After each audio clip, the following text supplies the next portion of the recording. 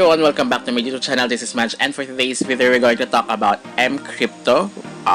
It's been a while since my last update. I forgot, but the account that I used is my mom's account, so it's a self-referral, so pwede siya. Kaya, and then yun nga, nagkaroon kasi ako ng problem here, kaya hindi ko siya masyado nilalaro. Kaya, malalaman nyo yan in this video. And of course, my tips and tricks about this one. And that's why I'm using my mom's phone. But, yun nga, I stopped playing mCrypto. But, if still legit until now, I will still play this one, guys. And you can earn unlimited, by the way, here at mCrypto. But, before we jump into it, make sure you like this video, subscribe to my channel if you have not already, and ring that notification bell so you'll always be updated to my upcoming videos and off-the-clock episodes. So huwag kayo mag-skip, guys. Stay tuned at the end of this video para wala kayo miss na important details, kasi every details is very important. Kasi pag minamiss kayo, kahit anong details yan, baka malito kayo at hindi nyo maintindihan ito, guys. So, si mCrypto, guys, so it's been a while nga, diba, ako nakapaglaro. So, para siya si free cash na you can, may other, like sa app task, guys. As you can see, yung Fiverr task, kanya, si Ayet, diba? So, may mga games dyan. And of course, may survey din dito. Kung gusto niya mag-survey, is really up to you, guys. Kung po pwede, in your country, you can do the survey.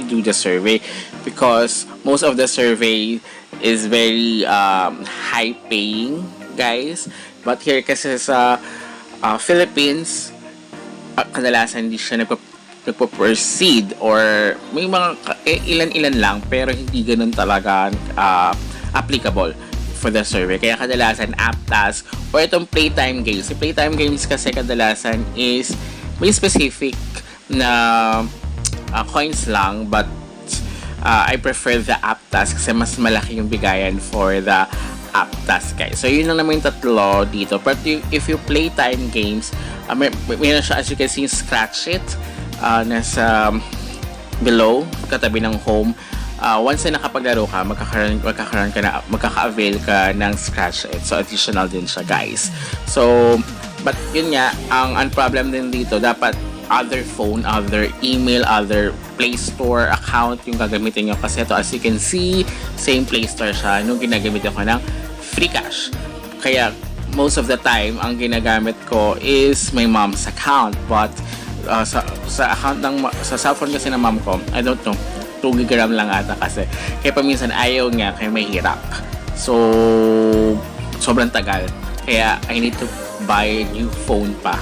Pero yung hindi ako nakabili kagad kasi may binigay na sa aking phone, pero 2 GB din ata. So same din, super tagal, guys. So ito kasi by Binance din siya, guys. So as you can see, 48 hours. So babalikan ko kayo once na dumating na siya, guys. Hintayin natin siya within 24. 9,700 pa lang, hindi pala siya 9,800. So sa ano siya, pay options, kaya yun. And then, yun nga, diba, sabi ko nga sa inyo, guys, ito yung scratch it and win once na nakapaglaro kayo ng other games using mCrypto. Pero kapag same Play Store siya na account, na email ginamit nyo kay free cash kayo, or kung hindi man, mas okay lang din. So, pwedeng siya gamitin dito. Pero kasi yun yung ginagawa ko, kaya that's my wrong move. So, I really need a new phone na iba yung what you call this, but in gigaram, especially kapag sa mga games, kasi dapat at least nasa 16 gigaram na dahil sa mga updates.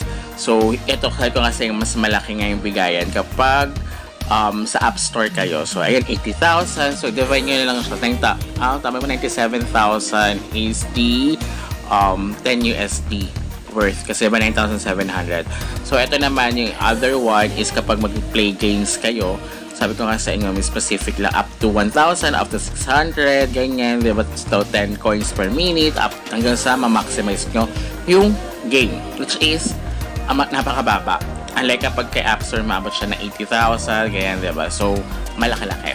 Kaya I prefer using App Store. But yun nga, kapag same phone kayo, to same same email sa Play Store nyo na ginamit nyo siya kay Freecash, mag-sync in kasi yun. Kaya dapat different phone, different Play Store, much better para at least hindi mag-sync in yung mga games nyo doon, guys. Para makakalaro kayo. So, and then dapat yung gigaram ng phone nyo is higher resolution. Mga higher gigaram, nasa 8 to 16, mas okay kung mas mataas.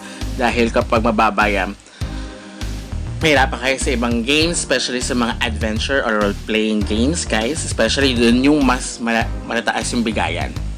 Kaya, mahirapan kayo. So, like this one, 613,000, at least 60, mga ganyan, $70 yung pwede nga makuha kay Tire. Pero mas malaki siya. Tinignan ko siya kay Freecash. Paminsan check nyo rin. Kung nag-Freecash kayo or here, paminsan mas malaki kay Freecash yung conversion ng coins. Kaya kadalasan kay Freecash ako naglalaro. Depende na lang. Paminsan kasi gamit din ng mom ko yung phone niya. Paminsan wala siya. Kaya hindi ko na naglalaro si M-Crypto. But I know M-Crypto is one of still paying pa rin daw, but I want to show you guys na talagang paying pa rin siya, and I want to check for myself as well, guys.